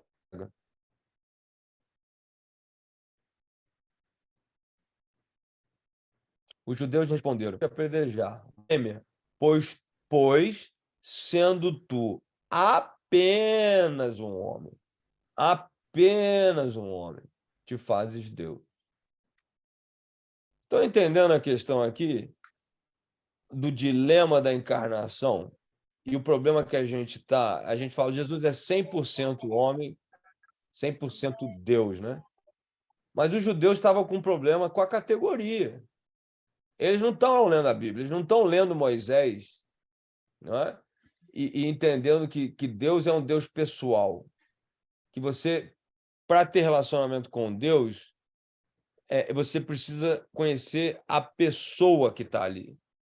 E a pessoa que está ali, ela não depende dos atributos da categoria para poder se relacionar com a gente. E esse é o desafio da encarnação. Aqui está o sumário de tudo. João começa no próprio Evangelho falando, ele veio para que eram os seus, mas os seus não receberam. Então, por quê? Porque o verbo se fez carne e habitou entre nós. Lá em 1 João ele vai falar, eu toquei, ouvi, cheirei. E o Deus presente, o Emanuel, né, sem essa parafernália divina, não faz sentido para os judeus que só veem Deus como um Deus distante, escolástico, né, que a gente herdou até hoje. Os judeus hoje, eles não querem nem saber tanto do Hashem. Hashem está tão longe, é tão santo, tão puro, que eles têm um caminho a percorrer para Hashem através da lei, da Torá, né?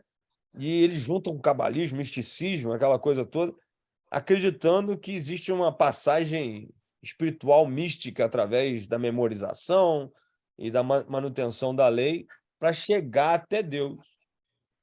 Né? A expectativa do Messias deles gira em torno disso. O Messias é alguém que vai trazer vida à Torá, à lei, para poder criar uma passagem mística, né? Cósmica, mística, para eles chegarem até Deus. Porque Deus não chega até nós. Mas a gente que tem que encontrar esse caminho. Eles recusam. O judaísmo, né, tem várias formas, mas eu poderia dizer que esse é o grande judaísmo rabínico hoje, né? Eles acreditam que não é Deus, não existe essa possibilidade de um Deus encarnado de maneira nenhuma. Então, a Torá, o Messias deles é alguém que vai gerar esse caminho místico até Deus, né? Exatamente por causa disso. A carta aos Hebreus, ela está na contramão desse judaísmo, né? desse misticismo, dessa impossibilidade de conhecer Deus, a impossibilidade de entrar no Santo dos Santos, né? A impossibilidade de você ter um relacionamento íntimo de fé, de fidelidade com Deus, como ele vai narrar no capítulo 11. Então, Pastor esse é Jaime, né? o Pode irmão falar. está falando aí falando dos judeus, mas estudando sobre o lã, e eu ouvi uma frase, né? Uma das coisas das mais inconcebíveis é falar da encarnação, né? Que é inconcebível, como diz para no caso dele lá, falar que Alá, quer dizer, se fez homem, se fez carne. Essa é a ideia que os judeus também não aceitam da encarnação de Cristo. Então, o Islã também é a mesma coisa. Exato. E a gente está nesse problema, né, pastor Ivan? É o Deus grande demais, né? Em Êxodo 20, e é o Deus pequeno demais de João 10. Guardem isso, os dois polos. Hebreus vai resolver esse problema. A proposta de Hebreus é resolver isso para os hebreus. Vocês rejeitaram o Deus grande demais e rejeitaram o Deus pequeno demais, né? O Yahweh é grande demais e o Yahweh é pequeno demais. Mas a verdade é que o objetivo é o relacionamento com Deus, entrar no Santo dos Santos, ter intrepidez, né, para entrar lá. Amém? Eu acho que... Pode falar. Um detalhe aqui, né, não sei se entra isso. Os hebreus, os judeus, eles tinham essa dificuldade de aceitar esse Deus grande demais, né, que é o Deus lá de Êxodo 20, e aqui esse Deus pequeno demais, que é Jesus, o homem, né? E também na cultura daquele momento, a gente vê isso em Colossos, que a gente tinha essa ideia, eu acho que vinha do demiurgo, né? Um Deus menor, e que Paulo também vai combater essa ideia de que a cultura daquele tempo, né? Talvez os gentios, eles tinham essa concepção de que Jesus, como que um Deus tão grande e se misturaria com os homens? Será que tem alguma relação com isso também?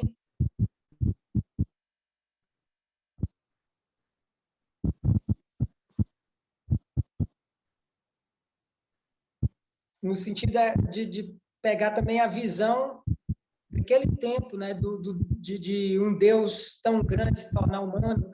E isso era uma coisa inadmissível nas culturas dos gentios, né? Tem alguma coisa a ver isso daí?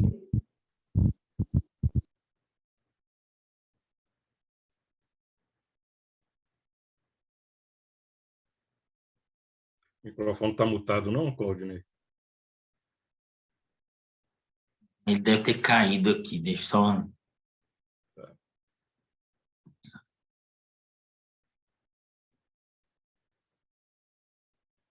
Ele está com dois dispositivos, um só para a tela dele lá, então acho que o outro que caiu. Só um minutinho que ele vai voltar.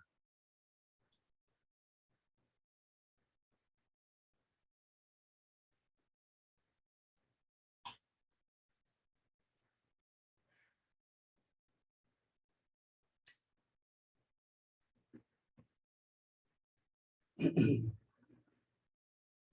ligar para ele aqui.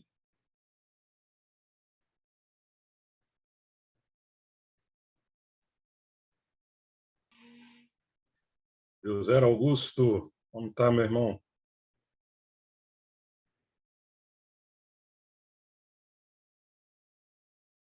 Ele está voltando aí. Ô, Paulo, eu não te conheci, não, Paulo. Eu estava te vendo aqui. Quando você falou que eu conheci pela voz, eu falei, é o Paulo, rapaz. Tá com não barba, caí, sem não. cabelo. Tava pesando demais. Eu não caí, não, gente. É que eu ouvi você, Rob, só que eu mutei o meu computador, porque eu fui ajeitar a tela aqui. E aí eu saí do. É porque meu laptop, eu falei, né, deu um problema aqui na semana passada, não pude consertar ainda. E aí eu tô tendo que usar uma televisão para poder ver vocês. Aí eu fui trazer a televisão mais para perto, não sei se vocês olharam que eu tava olhando para cima, viram que eu tava olhando para cima. Tava me dando dor nos olhos. E Agora a gente está olhando para suas narinas agora. eu sei. Só um minutinho que eu tô ajeitando aqui.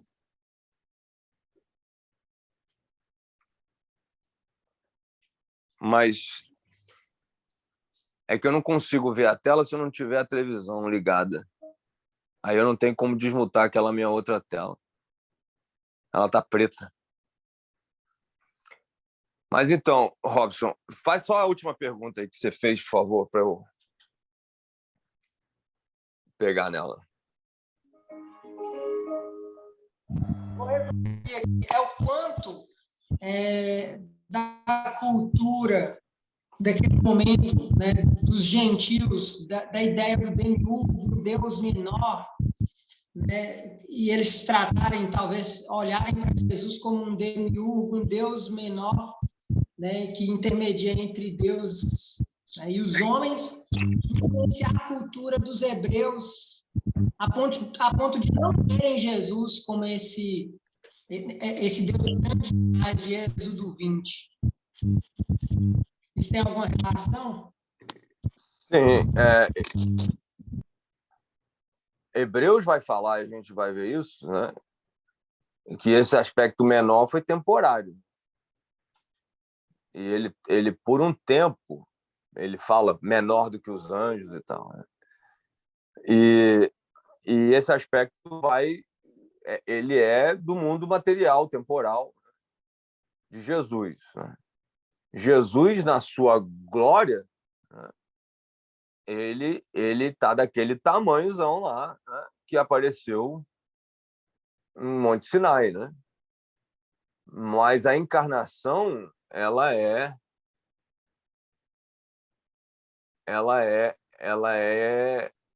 exatamente voltou. A encarnação, ela é exatamente o aspecto dessa missão de ser reconhecido pelos homens, né? de ser reconhecido como esse Yahweh, essa pessoa aí. Amém? Então, outra tolice, né? Já falando de heresias aí, é pensar que você precisa fazer de Jesus um Deus pequeno, como o Testemunho de Jeová fala, né? Ou recusar a divindade de Jesus, né? Por causa da encarnação. Então, Hebreus vai cuidar disso também. Né? É isso que você está falando. A encarnação foi uma missão e foi temporária. Ela foi sazonal, por um tempo mesmo. O Lucas deixa bem claro isso.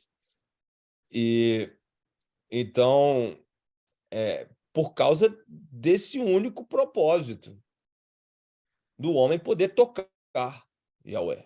É que João fala, o Deus acessível, né? O Deus que pode ser relacional. Né?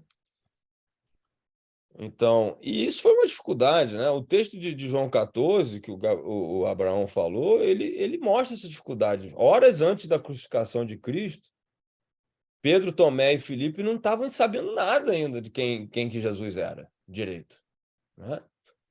E Jesus tem que gritar, tanto tempo eu estou com vocês, Filipe, e vocês não me conhecem, né?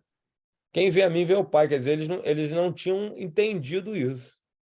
Exatamente por causa da dificuldade que o homem tem. Esse texto de João, né, e eu vou parar aqui e a gente vai mudar a página, mas cuidado, gente, com o Deus distante. Isso aí eu estou falando como pastor agora. E a gente prega essa teologia, né, Paulo Rando? Pastor Ivan, Ricardo, Claudinei. assim, as igrejas estão cheias de uma teologia que busca um relacionamento com um Deus distante. O que eu chamo o paradoxo, a intimidade com um Deus distante. Tem muita gente que quer isso, né? E é fruto dessa própria confusão, né? Deus não chega muito perto, não. Esses judeus, a imagem ali em João 10 é que Jesus praticamente tinha saído do templo, sabe? Vou mostrar outro gráfico aqui. Se você olhar, né, eu já estou adiantando aqui, mas o Jesus, né, aqui, Jesus está aqui, ó. Deixa eu mostrar o que é isso. Isso aqui é o tabernáculo, tá? O altar de bronze, a bacia de bronze, sangue e água, né, os dois líquidos aqui fora. Aí você entra no santo. A gente vai ver muito isso, no santo lugar. E aqui é o Santo dos Santos com a tampa e a arca, né? Então, esquece esse homenzinho aqui por enquanto. Deixa eu botar ele para cá, que isso aqui somos nós. Mas o que é Jesus? Jesus ele é o Deus que sai da sua glória, sai do Santo dos Santos, vem aqui para fora, né? Ele faz a função sacerdotal, isso aqui é um sacerdote, né? E ele depois ele leva a gente para dentro, né? A gente vai ver isso para frente aí. Mas o que acontece em João 10? Quando Jesus está para fora do templo, né? E ele está ali no Pórtico Salomão, com o templo atrás, é como se ele tivesse saído lá de dentro. E o povo está falando, você é apenas um homem e está se fazendo passar por Deus. E esse é o problema ali. O povo está dizendo, volta lá para dentro. Não existe isso. Esse Deus aqui, né, que tentou sair antes até do tabernáculo, né, que não tinha tabernáculo, mas tentou descer do monte, foi rejeitado. E era grande demais. Mas o outro que veio também foi rejeitado, foi mandado lá para dentro. Então, a humanidade, os judeus precisam se resolver, se decidir. Qual Deus que eles querem? Só que, nesse paradoxo aqui, a gente cria essa doença que a gente tem hoje na igreja evangélica, não são só os judeus. Mas os judeus eles têm um retrato, um estereótipo, uma caricatura disso. Eles querem ser pessoas místicas com Deus bem longe. E tem muito crente que é assim, não é? Quer ter uma intimidade espiritual com Deus extremamente longe. E por isso que as pessoas oram, querido Deus, amado Pai, né? Falando como se estivesse falando com intimidade, mas ao mesmo tempo está falando com... Isso aí é doença, tá? Falando de doença, Abraão, isso é patológico. Porque vai tentar ter sexo com a sua mulher e vai falar, minha querida, por favor, tira a sua roupa agora que eu estou com desejo. Isso não é intimidade, né? Então, a intimidade não é irreverência, mas ela demonstra acesso, né? Demonstra bilateralidade, né? Você fala com Deus, Deus fala com você. Então, nós vivemos uma verdadeira patologia, né, hoje. E cuidado com isso, porque esse é o problema da falsa religião, e Hebreus vai cuidar disso também. A falsa intimidade com um Deus distante. Isso é judaico, hebraico, é escolástico, tá aí hoje. E a gente tem que botar um basta nisso aí. O grande desafio de Hebreus é ter intimidade. Gente, eu queria que vocês fizessem um exercício, podem fazer juntos, no comentário, para a gente gastar a próxima hora, ou 40 minutos, assim, né? O resto de hora, sobre a autoria de Hebreus. O Alan tem todo uma exposição, do argumento sobre a autoria de Lucas, né? E eu queria que vocês me apresentassem essa discussão aí. Então, eu acho que vocês já devem ter lido, né? Porque isso está nos capítulos iniciais, na introdução mesmo, no comentário. E eu queria que vocês gastassem aí 10 minutinhos, 15 minutinhos para me apresentar os principais argumentos contra e a favor da autoria lucana de Lucas. E se você tiver um outro candidato que é mais forte do que esse, né, você pode defender, ser advogado disso aí também, ok? Então, dá uns 10 minutinhos, 15 minutinhos, só para vocês fazerem essa pesquisa, revisar o texto de Allen, e a gente volta com essa discussão e depois avança no texto. Tá bem? Pode ser? Ô, pastor, só uma informação que... Claudinei, você me ajuda guiando aí o pessoal na discussão de grupo, se quiser, só para me dar um break aqui. Tá aqui. Eu mandei o comentário... Valeu. Acho que ele não está me ouvindo. Eu mandei o comentário hoje pela cafezinho manhã. rápido aqui, Talvez eles vão tô indo de precisar de um manhã. tempo maior. Ô, Claudinei, Oi, com pastor. relação àquela pausa que Pode ir seria lá. feita... É isso que eu estou tentando falar com o Jairo, acho que ele não me ouviu. Uhum. Pra Até ele- porque eu vou precisar nesse fazer caso, uma nós teríamos pausa. a pausa agora e voltaríamos com o comentário sobre a autoria de Hebreus no, Então, na segunda parte. eu tentei falar com o Jairo, parece que não me ouviu. Eu vou ligar para ele aqui, porque talvez ele está confundindo a questão do horário, né? Talvez para ele é 11 horas agora, aqui. Deixa eu só ver com ele aqui, tá? Só um minutinho.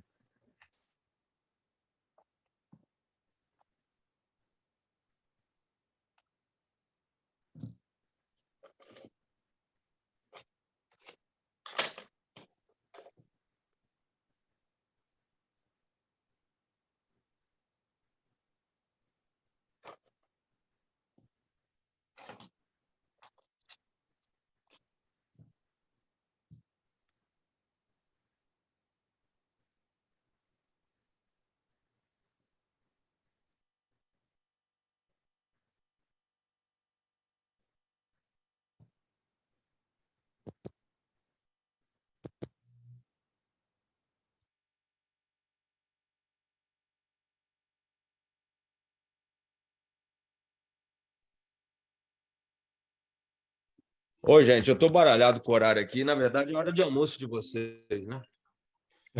Então, vamos fazer o seguinte, a gente dá um intervalo de 1 hora, pode ser?